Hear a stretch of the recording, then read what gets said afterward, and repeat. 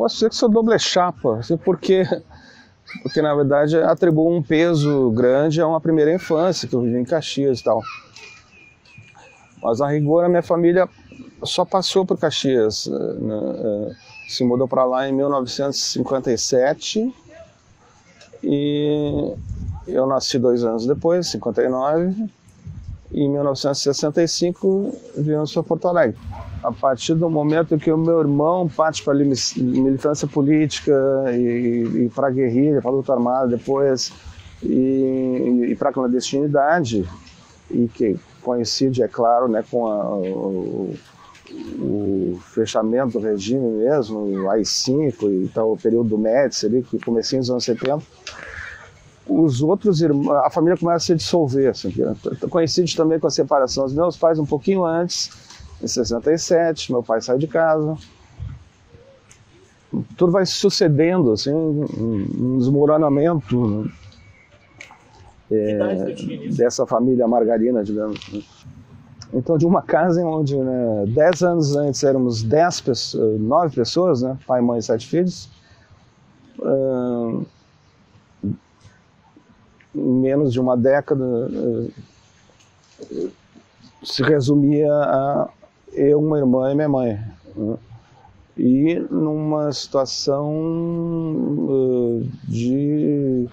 sobretudo a minha mãe, assim, de uma depressão,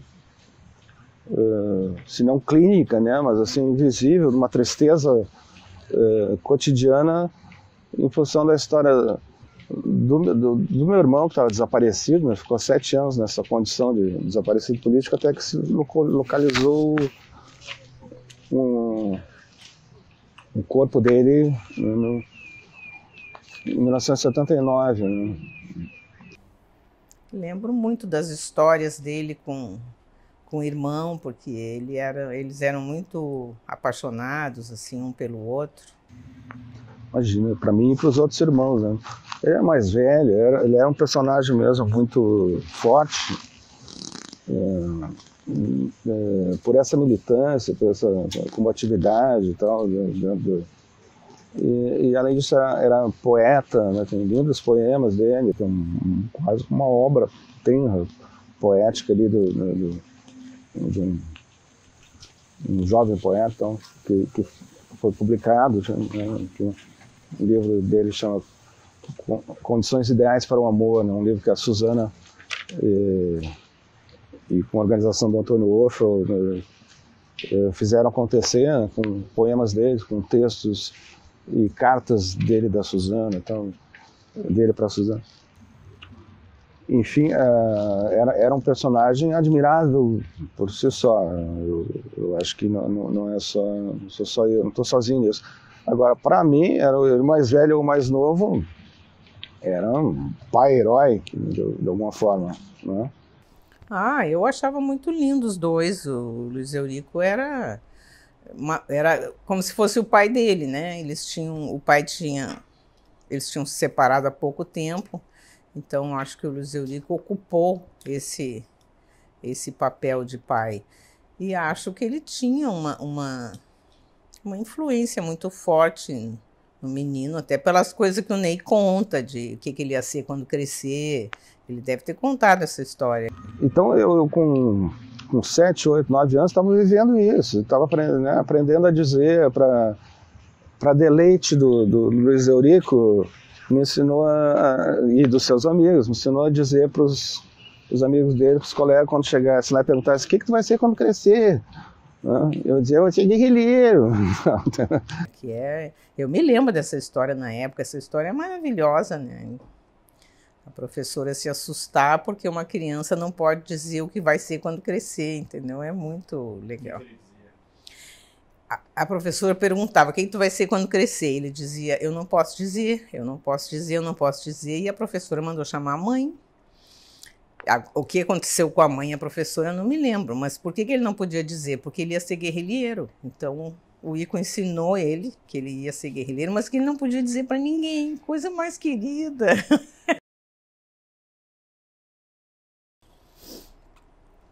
Quando nós passamos aqui, o verão que eu acho que é de 72, o verão de 72, o Ico deu um jeito de ver o Ney, que foi a última vez que eles estiveram juntos. E era uma coisa perigosa, especialmente para criança, né? Então foi um esquema assim para levar o Ney, e ele precisava muito ver o Ney. Então, na minha cabeça, foi no inverno de 1972, quando eles já de volta ao Brasil, depois de terem, né, passado uns anos fora, me levaram para um fim de semana no litoral gaúcho. Não, 71 não pode ser. Eu tinha a impressão que o Ney achava que era outra época. 71 com certeza não pode ser, porque nós não estávamos aqui no verão de 71. Mas nós estávamos no verão de 72. E eu acho que foi Pinhal. Me lembro do Luiz Eurico muito nervoso, né, deles estarem como argentinos ali. Talvez tenha sido a Noeli, que é a menor, acima do Ney, que tenha levado ele, que eu me lembro que os outros irmãos não estavam mais por aqui, eu acho. Não estavam em São Paulo estudando, enfim, estavam fora de Porto Alegre. Eu não tenho lembrança, mas assim, para alugar essa casa e para decidir ir para esse lugar e para alugar essa casa e o tempo que nós ficamos ali, a gente rodava para ver se não tinha, de alguma forma, alguma observação. Eu não me lembro na hora de ir, como é que a gente fez, eu não lembro. Sim, tem um bilhete, eu já publiquei também um texto que é uma exegese de um bilhete resgatado que a Suzana me trouxe de volta, que eu mandei para o Luiz Eurico na clandestinidade quando eu estava fazendo 11 anos, em 1970, comecei em 1970. A Copa do Mundo por acontecer é sensacional. E ele clandestino na clandestinidade. É um bilhete que foi levado para ele, alguma via que eu nem sabia qual era, né? Me disseram, olha, alguém vai fazer contato, teu irmão manda um bilhete para ele. Então. E que depois retornou pelas mãos da Suzana, que ele guardou. Né? Ali tem de tudo, tem tudo isso que falou, muito mais. Tem isso que comentasse e muito mais. Né? Tem esse temor do que possa acontecer. Né? Então, mas tem uma contextualização fantástica, essa mistura de futebol e, né, da Copa do Mundo com ele, que isso virou cinema depois pelas mãos do Karl Hamburger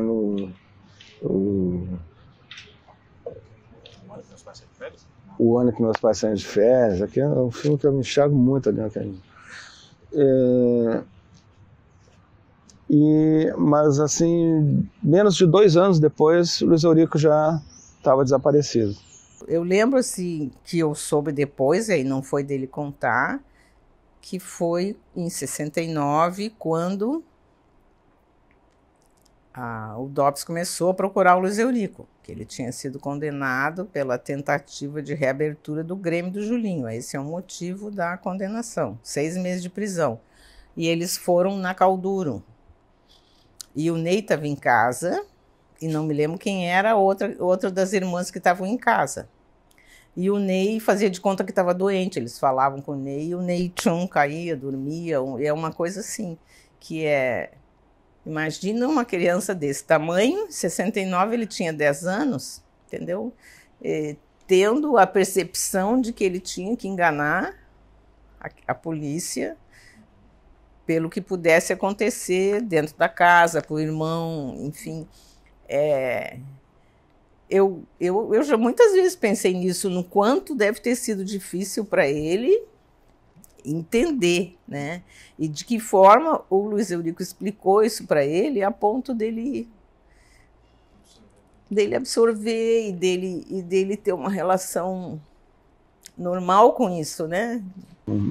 Todo mundo sabia, no fundo, que tinha morrido, estava morto, tinha sido assassinado, mas que tu não consegue elaborar, né, e aceitar pela ausência do corpo, da evidência concreta. Então, somos o que vivemos, né? E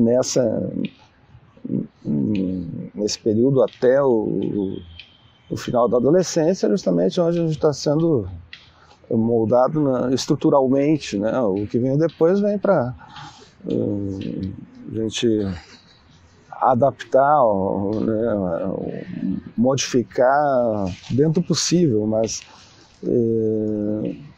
ali desde a opção por fazer música e dentro disso da letra, da poesia tem uma importância muito grande para mim, o Luiz Eurico, a minha visão de mundo,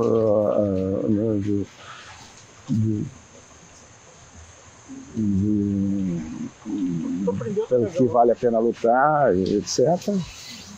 Que o pensamento do Ney, para mim, é igual ao do Ico, né?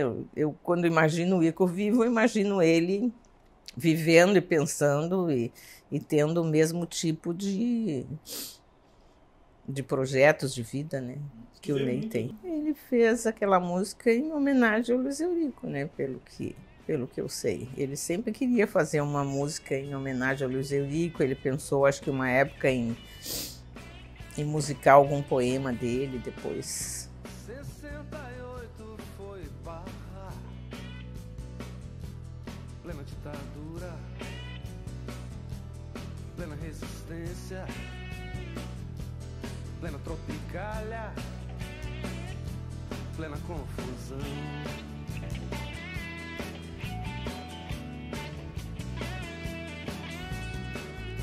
Foi um rebuliço lá em casa, manifestos, passeatas, festivais de mini saias, meu irmão limpando a arma,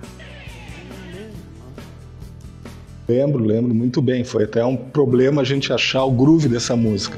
Quem fez a produção desse disco foi o Pezão, Ricardo Pezão, que hoje é do grupo Papas da Língua.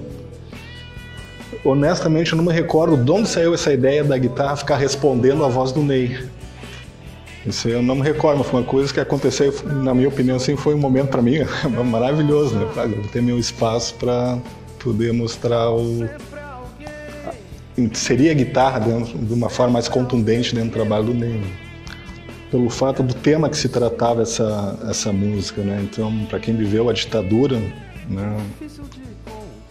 Apesar de eu ter sido um adolescente, início da adolescência, então para mim essa música teve um peso bem maior do que as outras do disco, né?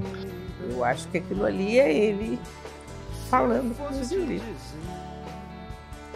O que há em mim de ter, meu irmão, a glória é uma história sem final, mas duro é perceber.